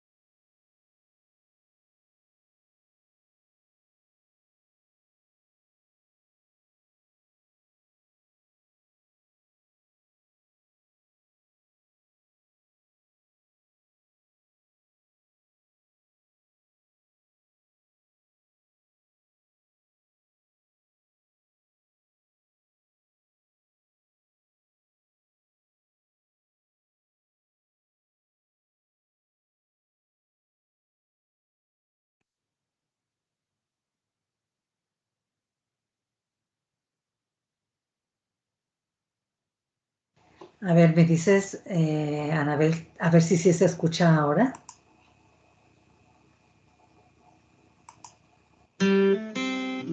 Sí.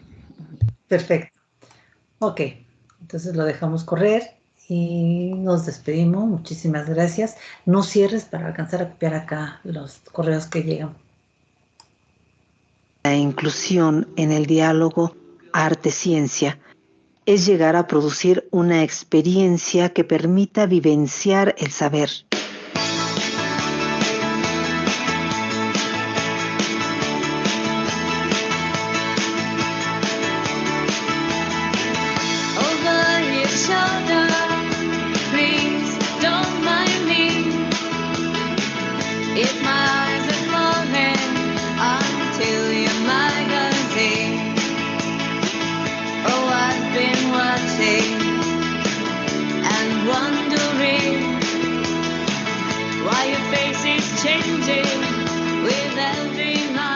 Que permita hacerlo desde la comprensión integrada. Y 1, 2, 3 por mis amigos.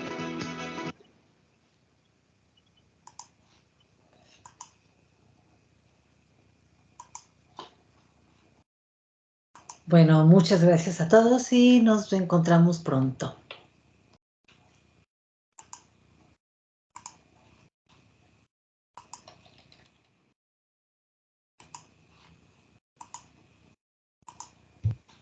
Gracias.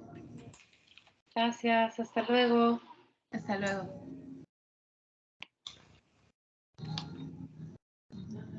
Ay. Hasta luego, doctor. Hasta luego, muchas gracias. Buena tarde.